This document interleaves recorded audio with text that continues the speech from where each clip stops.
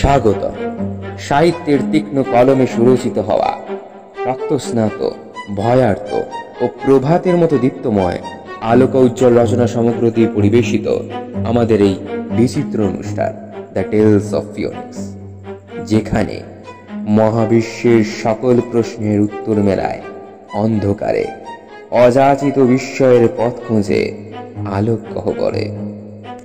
আচ্ছা, কতজন আছেন যারা বই পড়তে খুব ভালোবাসেন, কিন্তু একবার ভেবে দেখুন তো, সে বই হয়তো বই মেলা বা কোনো বন্ধুর কাছ থেকে পাওয়া না হয়ে যদি পাওয়া যায় কোনো অজ্ঞাত অভিশপ্ত বাস্কের ভিতর থেকে।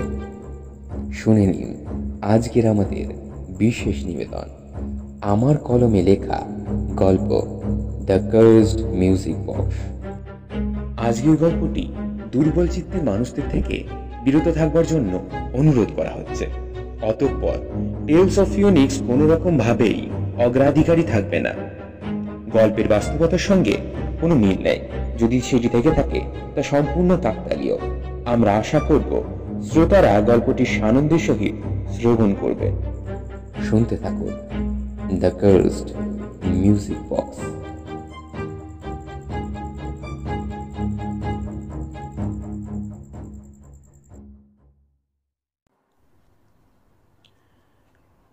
ঋদ্ধাংশু ক্লক টাওয়ার মোড় ঘুরতেই একটা জিনিস লক্ষ্য করল।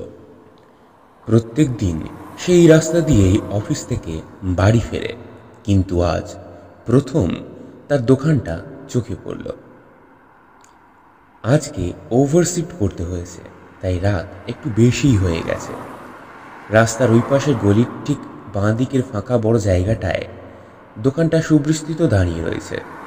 গোটা কতক কুকুর কিছুটা দূরে ডাকছে তারস্বরে। আসলে দোকানটা একটি একতলা পুরনো অ্যান্টিক শপ। দেখে সদ্য হয়েছে বলে মনে হয় না, আর তার থেকেও আশ্চর্যের বিষয়, সেটা এক প্রকারের অচেনা কালো রঙে যেন রং করা। এমনটা ভারী বেমানান, কারণ এসব দোকানে বিশেষত হলদে বা অন্যান্য উজ্জ্বল রং ব্যবহার করা হয়। বড় বড় আলো দিয়ে শোকেস সাজানো থাকে, যাতে ক্রেতারা আকৃষ্ট হয়। এখানে কিছুটা ব্যতিক্রম তার চোখে পড়ে, কারণ দোকানটির ভেতরে মাত্র একটি হলদে আলো জ্বলছে, সেটিও টিমটিম করে। এইরূপ একটি দোকান দেখে ভারী অবাক লাগলো, আর তার সাথে সাথে জাগলো কিছুটা কৌতূহল ও পুরনো শখ। পুরনো শখ এই কারণে বলছি, এরকম অ্যান্টিক জিনিসপত্র তার বাড়ি ভালো লাগে। কলকাতাতে বেশ গেছে কয়েকবার, একা একাই। হ্যাঁ, অবশ্য এইসব জিনিস খুব কম দামে কিনে নিয়ে এসে কিছু কিছু ব্যবহার করেছে সে। কোনো এক ইংরেজ সাহেব পাদ্রির সিগার জ্বালানোর জন্য ব্যবহৃত বিশেষ নকশা করা রূপো ও ব্রোঞ্জের লাইটটা তো ওর পকেটে আজও আছে। বর্ধমানের মতো শহরে এমন একটি দোকান সত্যিই ভারী অমিলক। কেমন যেন খাপ খায় না ওই জায়গাটা জুড়ে। পকেট থেকে ফোনটা বের করে সে দেখল বাজে রাত 10:28, প্রায় 10:30। বাড়ি কার্জন গেট চত্বর থেকে কিছুটা এগিয়ে যেতে হয়। এদিকে রাস্তায় টোটো আর রিক্সা আর গুনাগুনতি 4-5টা। পকেটে ফোনটা ফেরত দিয়েই বেশ কিছু না ভেবে এগিয়ে গেল সে রাস্তার ওই পাশের গলিটার দোকানটার দিকে। দোকানটার দরজা খুলতেই একটা বিটকেল জাতীয় পোড়া ও পচা গন্ধ নাকে এলো। ভেতরে যেতে যেতে বেশ অবাক করা জিনিসপত্র দেখে ঋদ্ধাংশু হক চকিয়ে গেল। একটু এগোতেই তার বাঁ হাতে ঠান্ডা কিছু একটা স্পর্শ লাগাতে সে চমকে উঠল। একটা কালো পাথরের খুলি টেবিলে রাখা, আশপাশের তাকে ভাঙা কাচের চশমা, ভাঙা ক্যামেরা, কালো রঙা শীতবস্ত্র হ্যাং করানো, পুরনো ছেঁড়া ও ফাটা পুতুল, লাল রঙের উল্টানো ক্রস সাইনের মোমবাতি ও কিছু বিভৎস পেইন্টিং। কোনোটাতে একদিকায় দানব মানুষ চিবিয়ে খাচ্ছে, ও কোনোটাতে আবার রক্তাক্ত হ্রদ থেকে উঠে আসছে এক অন্য জগতের রক্তকেক প্রাণী। প্রত্যেক পেন্টিংয়ের কোণে লেখা a gift for the Lucifer with my warm blood, George Sentano, Sky Sebastian. তার মানে এই সকল ছবি রক্ত দিয়ে আঁকা। হৃদ্যাংশুর ভিতরটা ছ্যাঁত করে উঠল। হৃদস্পন্দন এখন পাগল ঘোড়ার মতন ধাবমান, কোনো অশুভ সংকেত হিসেব করছে আশেপাশে। খালি মনে হতে লাগলো তার, সেটা বুঝতেও আর বেশি দেরি হলো না। হৃদ্যাংশ চকিতে বুকের মধ্যে সাহস নিয়ে বেরিয়ে পড়তে যাবে, ঠিক এমন সময় তার কান ঘেঁষে একটি কর্কশ ও রক্তশূন্য কণ্ঠনালী থেকে বেরিয়ে আসা ডাকটা শুনে স্তম্ভিত হয়ে গেল। হৃদ্যাংশু বাবু, কিছু না নিয়ে চলে যাবেন? আপনার জন্য যে একটি উপহার রাখা আছে। হৃদ্যাংশু পেছনে ঘুরতেই লক্ষ্য করল অন্ধকার জমাট বাঁধা কাউন্টারের ঠিক সামনে একটি ফ্যাকাশে চেহারার ব্যক্তি তার রূপলি দাঁতগুলো বের করে হাসছে। কি আশ্চর্য, এতক্ষণ সে এসেছে, তাও কাউকে দেখতে পায়নি। মনে একটা চাপা ভয় কাজ করছে এবার হৃদ্যাংশু। আবারও সেই ফ্যাসফ্যাসের স্বরে বলে উঠল লোকটা, আসুন, এই যে দেখুন বাক্সটা। কাউন্টারের ঠিক পাশেই রয়েছে একটি কালো রঙের বাক্স। যন্ত্রচালিতের মতন এগিয়ে যেতে লাগলো হৃদ্যাংশু সেই কাউন্টারে রাখা বাক্সটার দিকে। কেন যে সে এগিয়ে যাচ্ছে তার উত্তর সে পেল না। তার যেন সমস্ত বিচার বুদ্ধি লোপ পেয়েছে। হৃদ্যাংশু কাছে গিয়ে বুঝল তার গলা শুকিয়ে গেছে, তাও কেমন যেন একটা ভালো লাগা আছে ওই বাক্সটার প্রতি। কেমন একটা মোহ আছে, যেন ওটাকে খুলতে পারলেই বোধহয় সমস্ত দুঃখ খুঁজবে। কিসের দুঃখ তার? পুরনো প্রেম পায়নি তাই? নাকি অল্প বয়সেই পড়াশোনা সরিয়ে রেখে কাজে মন দেওয়ার জন্য আক্ষেপ? নাকি স্কুলের ছেলেদের কাছে বিনা দোষে মার খাওয়ার? নাকি হঠাৎ করে সাধের টিয়া পাখিটার মৃত্যু সংবাদ? এক এক করে মনে পড়ে যেতে লাগলো সব। মনে হয় তার জন্য মৃত্যুবরণই একমাত্র উপায়। এসব কথা বারবার ঘুরতে থাকলো তার মাথায়। খানিকক্ষণ অমনি ভাবতে ভাবতে সে বাক্সটাকে লক্ষ্য করে। একটি কাঠের তৈরি বাক্স। বাক্সটার ডান দিকে একটি হাতল লাগানো, যেটিকে ঘোরালে বিভিন্ন বাজনা বেজে ওঠে ও ভিতরে একটি পুতুল দুলতে থাকে। এটি একটি মিউজিক বক্স। বাচ্চাদের জন্য এমন ছোট বড় মাঝারি জাতের বাক্স বানানো হয়ে থাকে, বিশেষ করে পাশ্চাত্য দেশে। বেশ সুন্দর গথিক কারুকার্য করা মুখিতে একটি চাবি লাগানো আছে। হৃদ্যাংশু এবার মাথাটা ঝিমঝিম করতে শুরু করেছে। ক্রমে ক্রমে তার ওই বাক্সটার প্রতি একটা চাপা লোভ জন্মাচ্ছে যেন।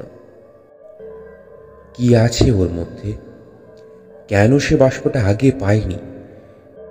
ভারী সুন্দর লাগে তার কাছে বাক্সটা। হৃদ্যাংশু এক অজ্ঞাত মাথা ঝিমঝিমানি নিয়ে ঘোর লাগা গলা এবার প্রশ্ন করে, এই এই বাক্সটার দাম কত? আমার বড্ড ভালো লেগেছে। লোকটা কর্কশ হাসি মাখানো গলায় বলে, আপনাকে দাম দিতে হবে না, আপনি নিয়ে যান। এইটা শুনে যেন বেশ আপ্লুত হলো হৃদ্যাংশু। বাক্সটাকে হাতে তুলে নিয়ে সে দোকান থেকে আবারও যন্ত্রচালিতের মতন বেরিয়ে আসে। পিছনে সেই লোকটার রক্ত হিম করা গলায় ভেসে আসে অট্টহাসি মাখানো কণ্ঠস্বরটা। মৃদু শুনতে পেল হৃদ্যাংশু, আবার আসবেন যেন।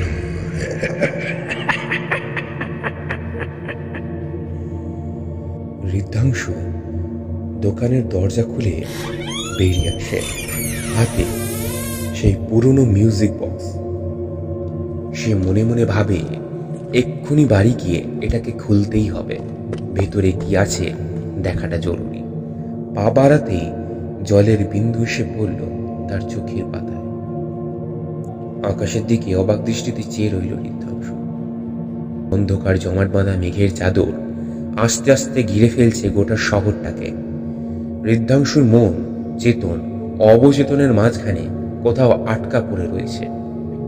সে স্পষ্ট বুঝতে পারছে কোনো অশুভ কিছু এগিয়ে আসছে ও অপরদিকে ওই কাঠের বাস্কটার প্রতি এক বিশেষ মোহ তীব্রতর বাড়ছে। বাড়ির দিকে এবার সে এগুতে লাগলো। মাথায় একটাই চিন্তা, প্রকৃতপক্ষে কি আছে ওই বাস্কে সেটা আবিষ্কার করা। আকাশে এবার বিদ্যুৎ চমকিয়ে উঠল। প্রথমে 1 ফোঁটা, তারপর 2, 3, এক এক করে বজ্রসহ বৃষ্টি নামল প্রবল ধারায়। ঋদ্ধাংশুর মনে হতে লাগলো এ বৃষ্টি কিছু তাকে উদ্দেশ্য করেই হচ্ছে, কারণ তার চিকন মন বলছে এ বৃষ্টির জল ঘূর্ণমান ভালো। ঋদ্ধাংশু বেশ জোরেই এবার দৌড়ানো শুরু করলো। পেছনে ফিরে সে ওই দোকানটার আরেকবার দেখবে মনে পড়ল। মাথা পিছনে ফেরাতেই সে দেখল দোকানটা আবজা হয়ে আসছে। রাত্রি কটা বাজে তার কোনো হুঁশ নেই। শহর ঘুমের মধ্যে আছে। মিনিট 15 খানেক দৌড়ানোর পর সে পৌঁছালো তার বাড়ির কাছে। দৌড়ে এসে সে কোনো মতে এক হাতে চাবি ঘুরিয়ে তালা খুলল এবং এক ধাক্কায় খুলে ফেলল দরজাটা। সুইচটা খুঁজে বল প্রয়োগ করে সে বুঝল বিদ্যুৎ নেই ঘরে। বাঁ দিকের টেবিলে বাস্ক যেই রেখেছে সে অনুভব করলো তার মাথা থেকে যেন সেই ভারটা অনেকটা কমে যাচ্ছে। তার চেতনা শক্তি যেন এতক্ষণ ধরে শুষে নিচ্ছিল ওই বাস্কটা। সে যে বাড়িতে যে বিপদ এনেছে এতে কোনো সন্দেহ নেই। আর বৃথা দেরি না করে ওটা ছুঁড়ে বাইরে ফেলে দেওয়া উচিত, এটাই একমাত্র উপায় তার মাথায় এলো। কিন্তু পরক্ষণেই আবার হাতটা থমকে গেল। তার মনে হতে লাগলো এসে কি করছে, এত সুন্দর একটি বাস্ককে শেষে ফেলে দেবে। সে এবার আবারও যন্ত্রচালিতের মতন আস্তে আস্তে এগিয়ে গেল বাস্কটা।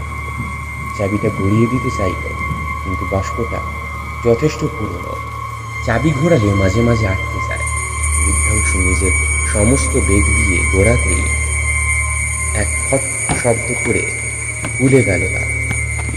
ঋদ্ধাংশু ঢাকনা খুলতেই লক্ষ্য করল ভিতরে এক বিভৎস ঝড়রূপী হাওয়া বা একটা ছোটখাটো তুফান যেন বেরিয়ে এলো বাস্কটার ভেতর থেকে, যা গোটা ঘরের প্রেম সবের ছবি ও দেওয়াল ঘড়ি আছড়ে পড়ল মাটিতে সেগুলো আছড়ে পড়ে চুরমার হয়ে গেল। ঋদ্ধাংশু হতভম্বের মতন দেখল সেই বাস্কের ভিতরে রয়েছে একটি পুতুল, যেটি বাস্কের ডান দিকের হাতলের সাথে যুক্ত। সে বুঝল এটাকে ঘোরালেই পুতুলটা শব্দ করে নাচবে। কি অদ্ভুতভাবে পুতুলটার চোখ তাকেই লক্ষ্য করে রয়েছে। তার মেরুদণ্ড দিয়ে নেমে গেল এক হিমস্রোত। মনে হতে লাগলো শিরা উপশিরা শুকিয়ে কাঠ হয়ে গেছে, একটুকু রক্ত নেই। এবং হঠাৎই আশ্চর্য রকমভাবে ওই পুতুলটা আওয়াজ করে দুলকি চালে দুলতে থাকে, অথচ কোনো রকম চাবি সে ঘোরায়। ভয়ে গলা শুকিয়ে গেল ঋদ্ধাংশু। এ তার সাথে কি হচ্ছে? সে আরো লক্ষ্য করল বাক্সের ভিতরে আরো একটি জিনিস রয়েছে। এটি একটি পুরনো বই, বেশ কয়েক বছর পুরনো হবে হয়তো, তাই অগাধ ধুলোও জমেছে। তখনও সেই হাওয়া ভয়ঙ্করভাবে ঘুরে বেড়াচ্ছে গোটা ঘরময়। আকাশ ফেটে পড়ছে বৃষ্টির জলে। ঋদ্ধাংশু এবার স্পষ্ট দেখল তার ঠিক সামনের দেওয়ালে হাওয়াটা প্রচণ্ড জোরে আছড়ে পড়ল এবং তার সঙ্গে সঙ্গে পুরো দেওয়ালটা কালো রঙের আচ্ছাদনে ভরে গেল। ঠিক সেই মুহূর্তে ঋদ্ধাংশু লক্ষ্য করল দেয়ালের ঠিক মাঝখানে ওই অশুভ হাওয়ার আঘাতেই হবে হয়তো একটি বৃহৎ জমাট কালে অন্ধকার গর্তের সৃষ্টি হয়েছে। তার সাথে ঘরের আবহাওয়ায় বেড়ে চলেছে সেই পচা গলা গরম। বৃদ্ধাংশু নিজেকে পাগল বলে মনে হতে লাগল। নিখোঁজ কালো জমাট বাঁধা গর্তের মধ্যে থেকে এবার প্রকাণ্ড কোনো অতিকায় জীবের পদধ্বনি শোনা যাচ্ছে, যেন একটু একটু করে সেটা এগুচ্ছে বৃদ্ধাংশু থেকে। বৃদ্ধাংশু এবার অনেকটা স্তম্ভিত ফিরে পেয়েছে। বইটাকে সে হাতে নিয়ে লক্ষ্য করে তাকে লেখা কোডেক্স স্যাটেনা। বোঝে এটি ইংরেজি নয়, অন্য কোনো ভাষা।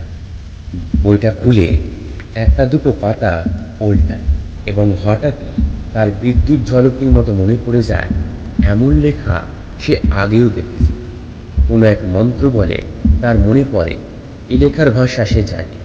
তার কলেজের সাহিত্যের পাশাপাশি দুটি বিদেশি ভাষা নিযুক্ত, তাই তার এক বন্ধু এ ভাষা কিছুটা জোর করে নেওয়া করিয়েছিল তাকে। স্প্যানিশ, ল্যাটিন, তাই তার দুটোই জানা। এটি ল্যাটিনের প্রবীণ সংস্করণ। আশ্চর্য একটি জিনিস লক্ষ্য করল সে। পাতাগুলো কাগজের মতন হালকা নয়, ছোট ছোট খাঁজ গোটা পাতা জুড়ে রয়েছে, যেমনটা থাকে মনুষ্য শরীরের চামড়ায়।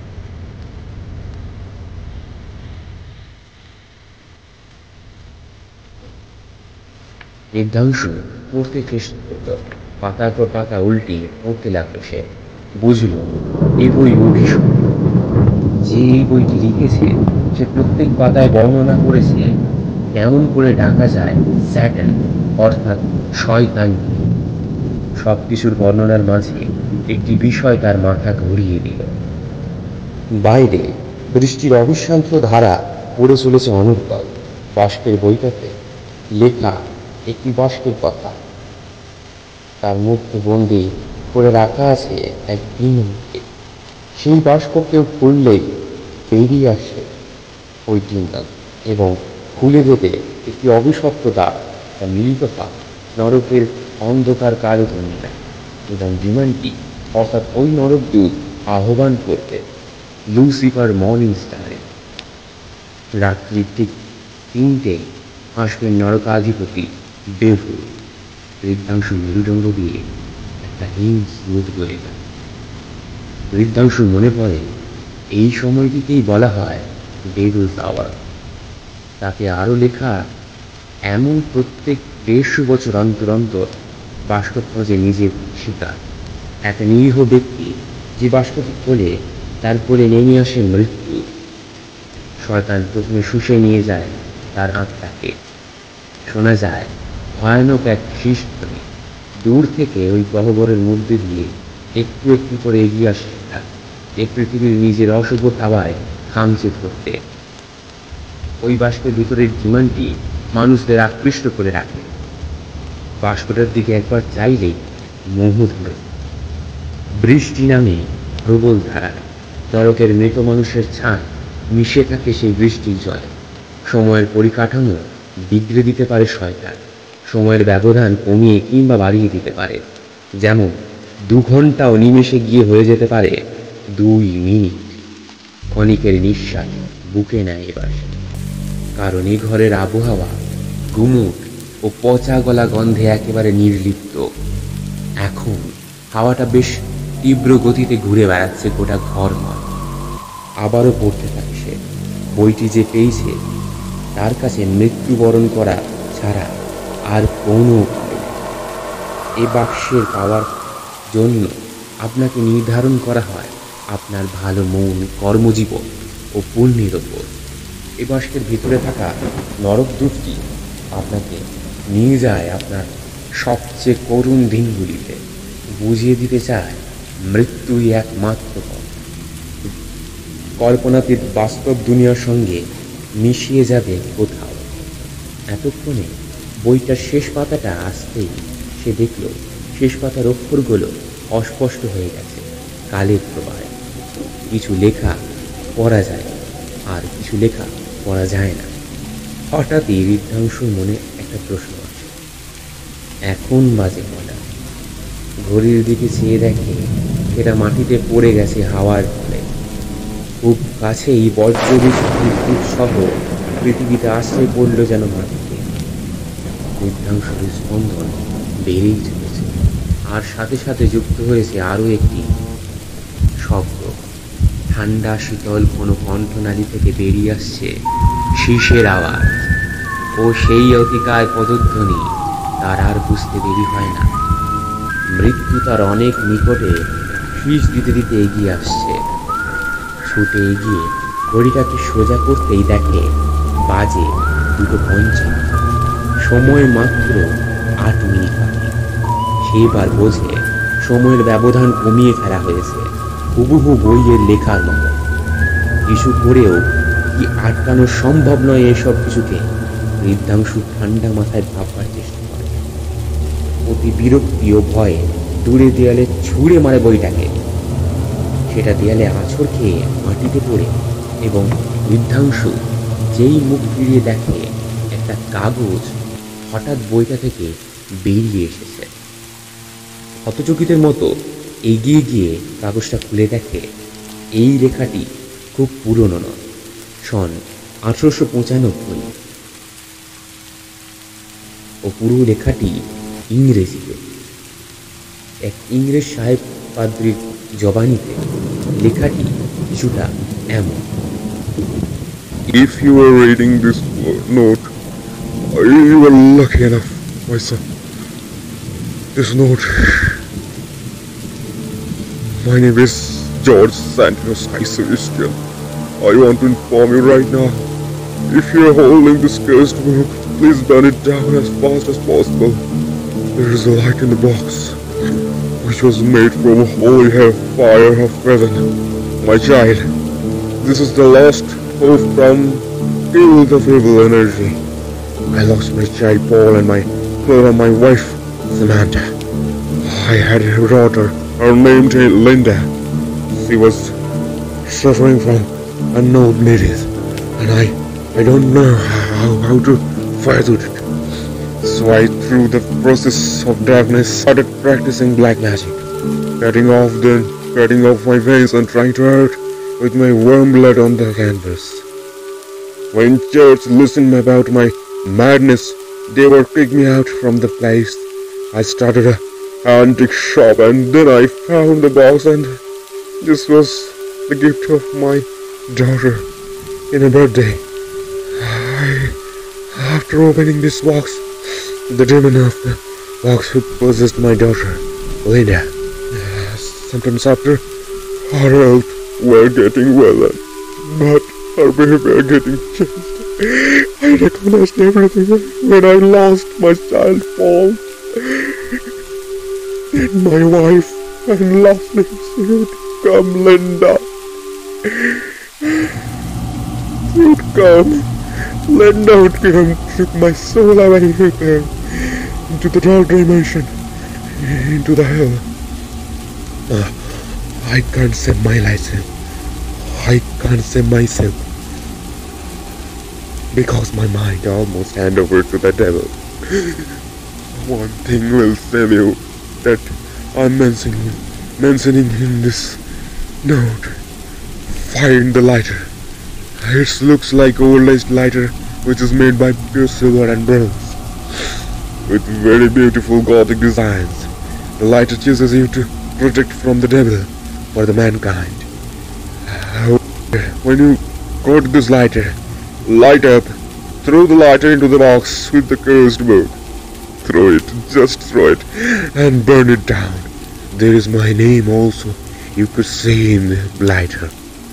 Be careful, this book can play with your mind. Good luck. Amen.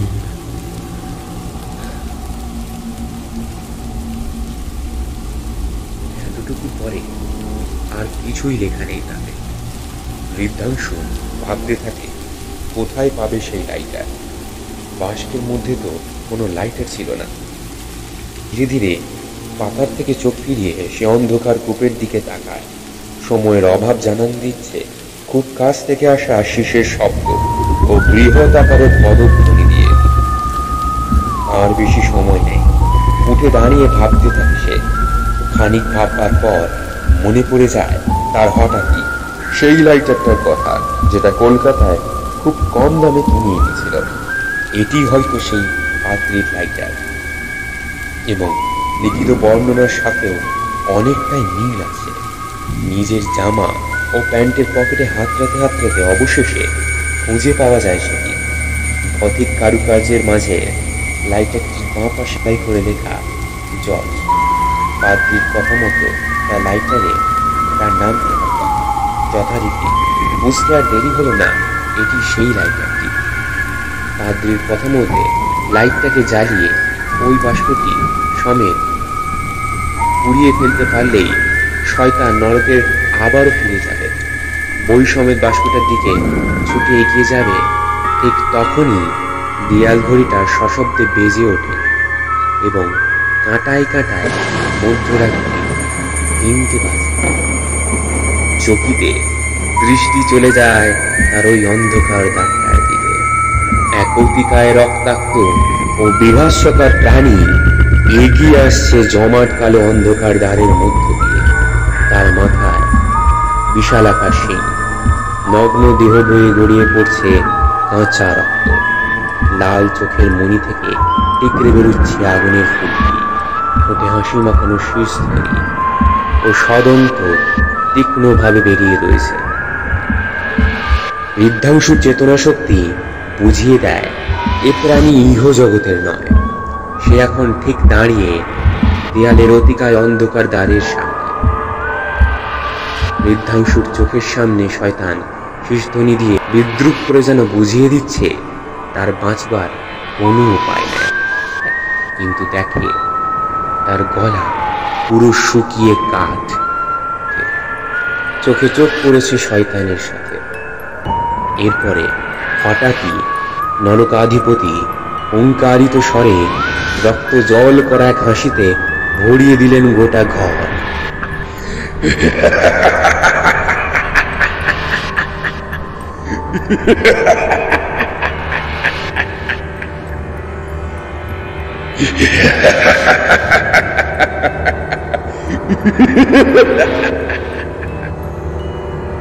সে হাসির ফলে গোটা ঘরটা যেন নড়ে উঠল। বৃদ্ধাংশ অনুভব করল যেন তার পা ভয়ে অসাড় হয়ে পড়েছে। বৃদ্ধাংশুর হতভম্বের মতন দাঁড়িয়ে দেখল শয়তান এক পা করে এগুচ্ছে তার দিকে। সে 2 পা করে পিছুতে শুরু করলো। মস্তিষ্ক এবার যেন সকল স্নায়ুকোষ এক এক করে ঢিলে দিচ্ছে। শরীর তার অবশ হয়ে আসছে যেন। বৃষ্টি সহ বিদ্যুৎ যেন শয়তানের আহ্বানে কিঞ্চিত খুশি হয়ে আরো দ্রুততালে বেড়ে উঠেছে। শয়তান নিজের রক্তাক্ত হাত এগিয়ে দিল বৃদ্ধাংশুর দিকে তাক করে, এবং বৃদ্ধাংশু অনুভব করল তার গলা অদৃশ্য কোনো হাতে যেন কেউ টিপে ধরেছে। এ ধরা ছাড়ানো অসম্ভব। বৃদ্ধাংশু চিৎকার করতে চাইলেও পারছে না। একটু একটু করে শূন্যে ভেসে উঠেছে সে। এতক্ষণে ঘরের মধ্যে সেই হাওয়া তোলপাড় করে চলেছে। ছটফট করতে করতে তার বুদ্ধির সামান্যতম ব্যবহার করার চেষ্টা করল। লাইটারটাকে জ্বালাবার আপ্রাণ চেষ্টা করল সে। কিছুক্ষণের মধ্যেই সেটা জ্বলল। এই লাইটারের চাকা ঘুরিয়ে ধরে থাকতে হয় না, আপনা থেকেই চলতে থাকে। সে হাতটা এবার তুলে ধরল জ্বলন্ত লাইটার সহ সেই অভিশপ্ত কোডেক্স স্যাটেনাইকে। এক ঝটকায় তাক করে ছুঁড়ে মারল বাষ্পটার খোলা ঢাকনার দিকে। বই ও লাইটারটি খোলা ঢাকনায় আঘাত পেয়ে পাল্টে খেয়ে পড়ল বাষ্পর ভিতরে। দেখতে দেখতে আগুন ধরে গেল গোটা বাষ্প জুড়ে। বাজনা থেমে গেল গোল করে ঘুরতে থাকা পুতুলটার। প্রথমে টপ করে আগুন লাগলো হাতে, এবং বইটাতে যেই আগুন ধরল বৃদ্ধাংশু দেখল তার গলা থেকে সেই অদৃশ্য প্রচন্ড চাপে টিপে ধরে থাকা হাতটা আস্তে আস্তে ঢিলা হয়ে পড়ছে। ঘরের মধ্যে সেই প্রবল হাওয়া এতক্ষণে যেন নিজের সব শক্তি হারিয়ে মিলিয়ে যাচ্ছে বাষ্পের ভিতরে। চামড়া পড়া গন্ধে ভরে যাচ্ছে ঘর। এই গন্ধ বইয়ের পাতা। শূন্য থেকে এরপর সজোর এসে পড়ল বৃদ্ধাংশ মাটিতে। এরপরে যা দেখল তা সত্যি অবিশ্বাস্য। শয়তান চিৎকার করছে,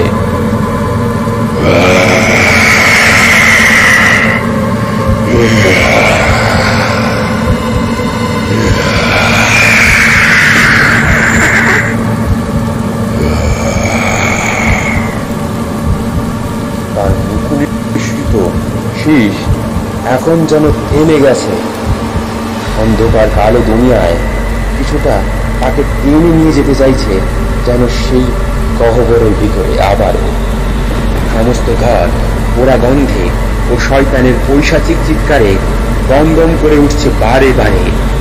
বৃদ্ধাংশুর চোখের সামনে আস্তে আস্তে শয়তান নরকের দ্বারে ফিরে যাচ্ছে। সেই অন্ধকার দ্বারের পরিধি ছোট হয়ে আসছে ধীরে ধীরে। শয়তান নরকের দ্বারে সম্পূর্ণ ফিরে যাচ্ছে। ওদিকে এখনো বাষ্পের ভিতরে লেলিহান অগ্নিশিখায় সব পুড়ে ছারখার হয়ে যাচ্ছে।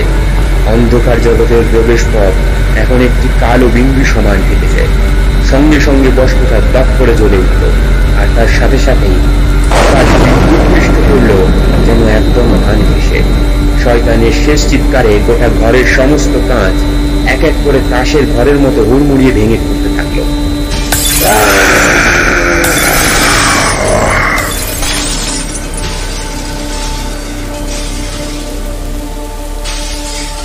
হাত দিয়ে কান চেপে ধরল ঋদ্ধাংশু। তার কানের পর্দা ফেটে যেন রক্ত বেরিয়ে আসবে। ঋদ্ধাংশু চোখের পাতা ভারী হয়ে আসে। সে শেষবারের মতন দেখে তার সামনের দেয়ালে নরকের দরজা পুরোপুরি বন্ধ হয়ে গেছে।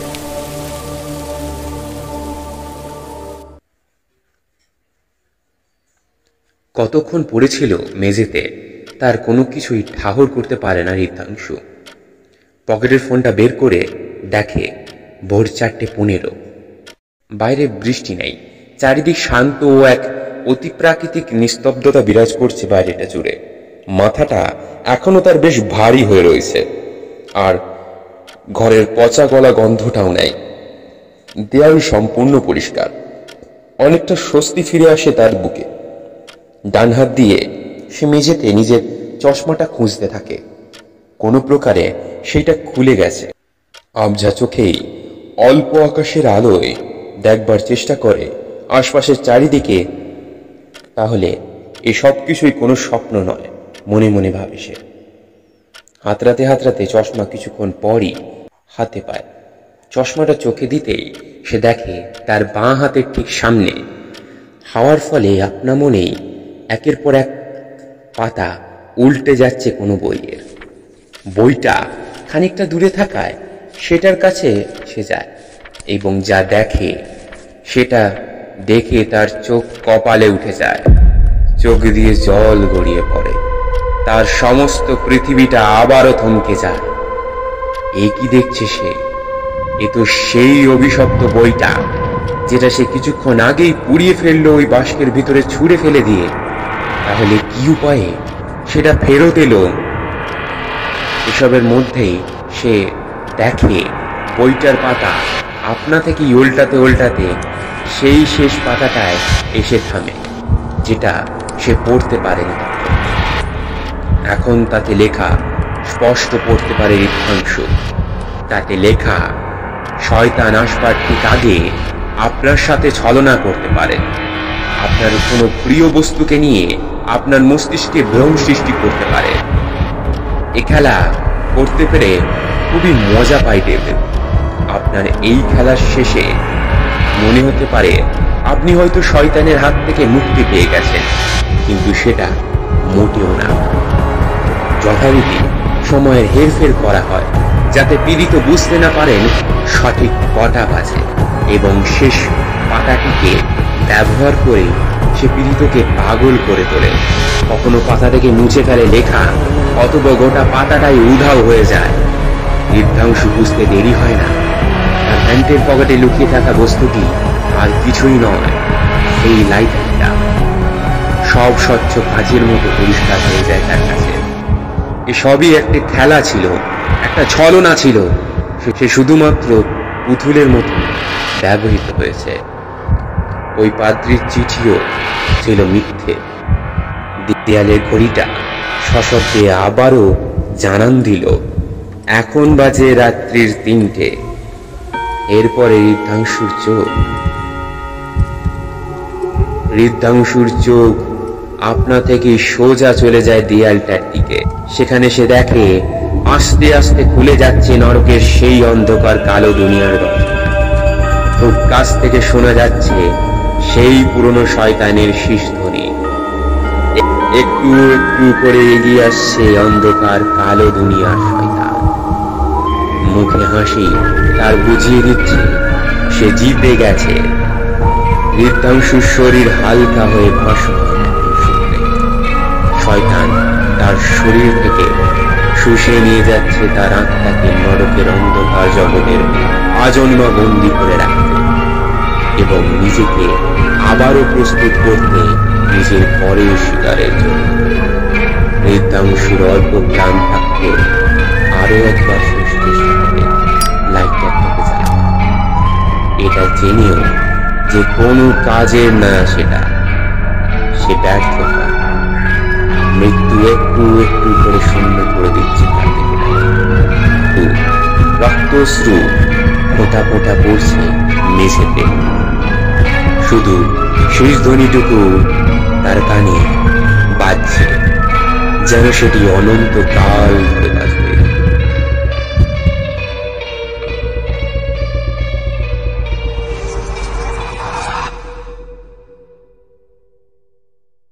শেষ হলো আজকের নিবেদন।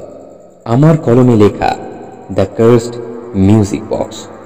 গল্প পাঠ, শব্দগ্রহণ, পরিচালনায়, আবহ সৃষ্টি ও স্পেশাল এফেক্টসে আপনাদের সাথে ছিলাম আমি, রূপঙ্কর।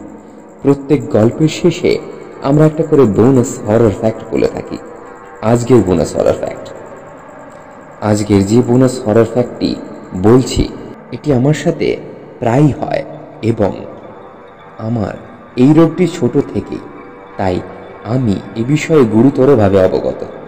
যে জিনিসটার কথা বলছি সেটি হয়তো আপনার কোনো না কোনো সময় হয়েছে, আর যদি না হয়ে থাকে তবে বলে রাখি, এই বিষয়টা আপনাদের ঘুমের মধ্যে আচ্ছন্ন থাকা অবস্থায় হয়ে থাকে। কান সজাগ থাকে এবং চোখ তো খুলে যায়, কিন্তু হাত পা কাজ করা বন্ধ করে দেয়। মুখ থেকে স্বর বেরোয় না এবং মনে হয় বুকের উপর বুঝি কিছু বসে আছে। বিশেষ ভার অনুভব হয়। এটিকে আগে গ্রাম বাংলায় বলা হতো বোবায় ভূত অথবা বোবায় ধরেছে। এটি নাকি পিশাচ গোত্রীয় কিছু একটা, এবং এখন মডার্ন মেডিকেল সায়েন্সের যুগে এটি স্লিপ প্যারালাইসিস নামে বহুল প্রসিদ্ধ। একটিবার কল্পনা করে দেখুন তো, আপনি আপনার বিছানায় নিশ্চিন্তে শুলেন এবং হঠাৎই ঘুম ভেঙে যাওয়ার পর শুধুমাত্র আপনার ইন্দ্রিয় ছাড়া সমস্ত শরীর হয়ে পড়েছে মৃত। আপনি শত চেষ্টা করেও পারছেন না হাত বা পা নাড়াতে। কি ভয়ানকই, তাই না? আজকের অনুষ্ঠান এই পর্যন্তই সমাপ্ত হলো। আশা করি সকলের গল্পটি ভালো লেগেছে। যদি ভালো লেগে থাকে তাহলে একটি লাইক আমার প্রাপ্য, ও আমাকে কমেন্টে জানাতে ভুলবেন না, অথবা কমেন্টে আমাকে কোনো ভৌতিক গল্প সাজেস্ট করতে পারেন। মনোনীত হওয়া গল্পটি আমরা শ্রোতার নাম মেনশন করে পরবর্তী সময়ে আপনাদের সামনে পরিবেশন করব। গল্পটি শেয়ার করতে পারেন সাহিত্যপ্রেমী অথবা সাহিত্য অপ্রেমিকদের সাথে, যাতে তারা সাহিত্যের আঙিনায় মোড়ানো দ্য টেলস অফ ফিওনিক্সের সদস্য হয়ে উঠতে পারে। আমাদের পরিবারের সাথে যুক্ত হতে সাবস্ক্রাইব করতে পারেন আমাদের চ্যানেল। আমরা আবারও ফিরে আসবো কোনো এক আলো বাঁধারির গল্প নিয়ে, এবং যেখানে মহাবিশ্বের সকল প্রশ্নের উত্তর মেলায় অন্ধকারে অযাচিত বিস্ময়ের পথ খুঁজে আলোক গহ্বরে। সকলে ভালো থাকবেন। শুভরাত্রি। বিদায়।